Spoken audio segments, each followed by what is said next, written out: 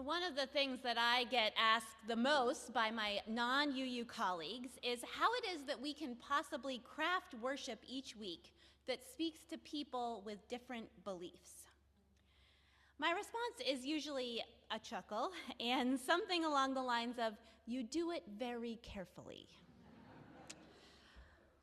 Building community among people of diverse beliefs is always this balancing act. It's an act of holding the tension between what we share in common and what makes us unique. And worshiping together can often be where that comes to a head. A few years ago, our Nashua Area Interfaith Council held some big conversations about how we want to do interfaith worship together. This was sparked by a couple instances of interfaith worship not going so well, where people left hurt and angry, and from our aspiration to do better in the future. Now, there are generally two schools of thought about how it is that you do interfaith worship. In one style, you try to make every element of the service acceptable to every religion in the room, so every element on its own is interfaith. In the other, you allow each person involved to lead their part of the service as they would authentically from their faith, so that the service with all its elements together represents many faiths.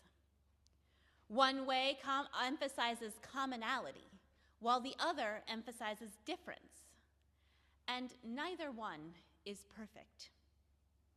With the first option, you may end up with a service that is so broad and vague that it doesn't really speak to anyone very deeply. With the second, there are inevitably times when the deep authenticity of one person's faith comes into conflict with the deep authenticity of another person's faith. Sometimes it feels especially uncomfortable when there are faiths in the room that have been in conflict for years, and the expression of one feels like it is trying to overpower or disenfranchise the other. In our many conversations on the Interfaith Council, we never did actually come to a solid conclusion about which approach we wanted to take. Instead, we landed somewhere in the middle, trying to offer something that allows us to learn and share about differences between each other's faiths, and also to recognize the ways in which we are the same, the commonalities which we share. In many ways, this middle ground is also my approach to the worship we do here.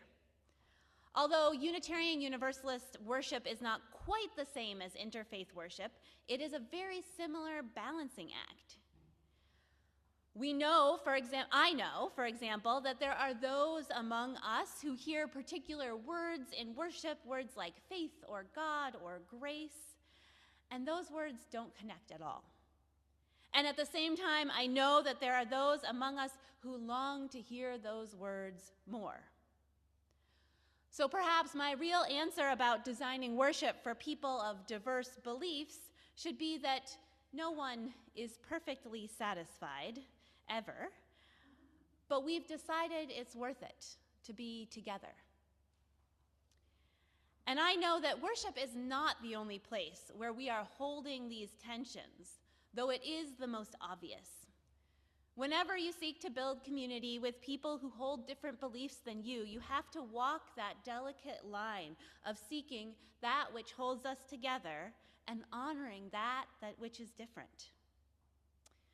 Our embrace of pluralism is one of the things that makes Unitarian Universalism unique among organized religions. We are explicitly non-creedal, meaning that there is no one set of beliefs that you have to adhere to be a Unitarian Universalist. Belief is not the core thing that holds us together.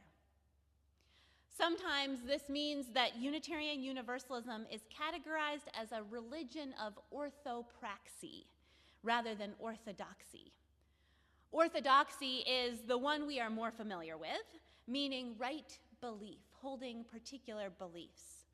Orthopraxy means right practice.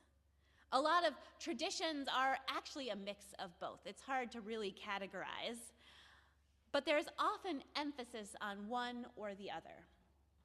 For example, particular strains of Protestantism are all about faith, all about belief and a faith in Jesus in a particular way.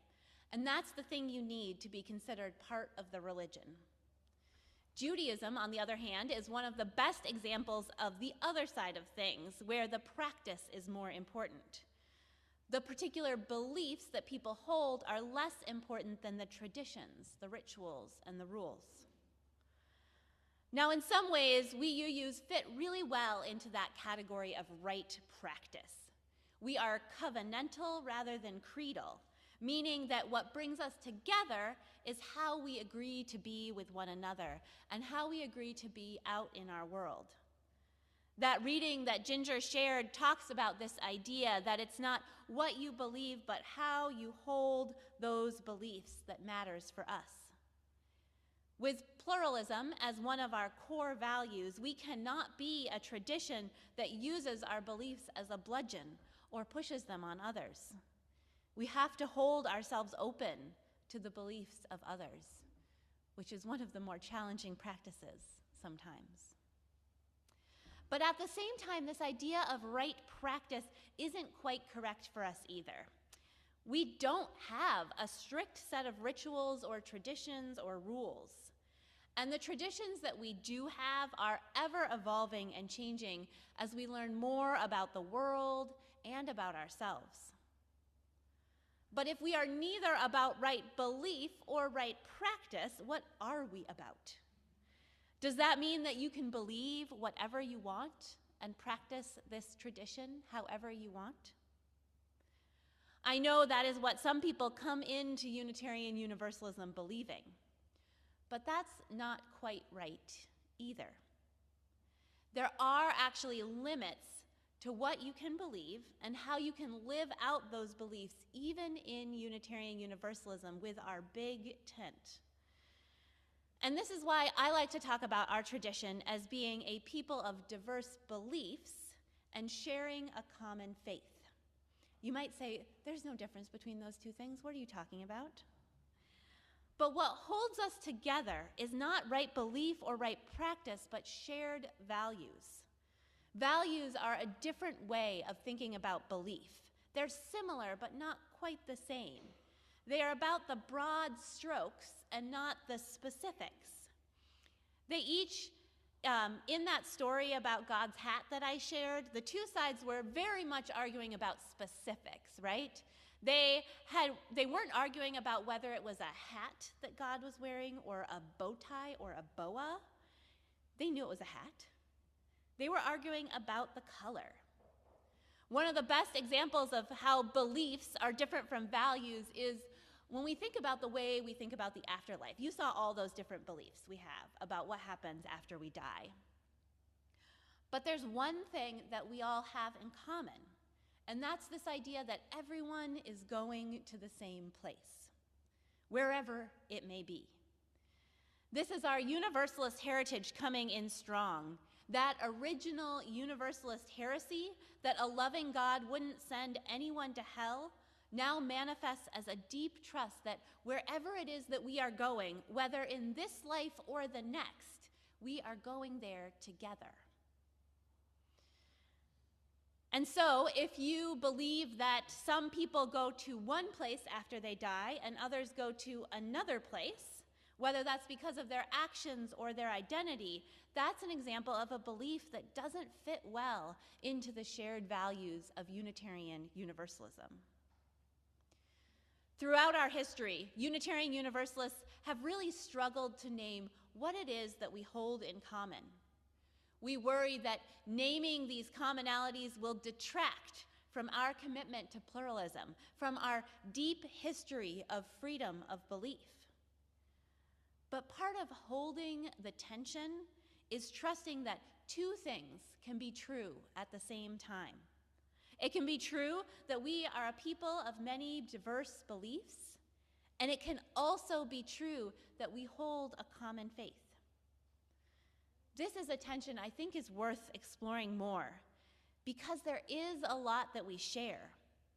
Some of that is summed up well in our core values: pluralism, transformation, interdependence, equity, justice, and generosity, all with love at the center.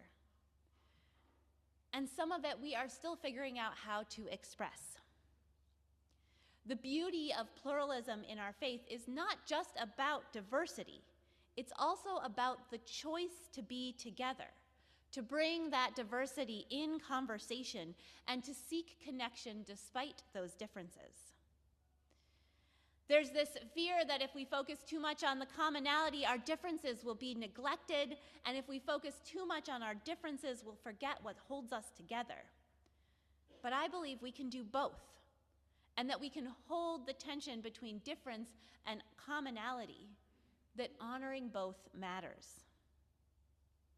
So this is our challenge as Unitarian Universalists, to find and hold our center while holding on as well to the diverse beliefs and expression that are found within that common faith. To hold the tension between diversity and commonality with care, just as we hold our beliefs, with openness, with curiosity, and above all, with commitment to each other and to this common faith that holds us all. May we seek to hold the tension with care.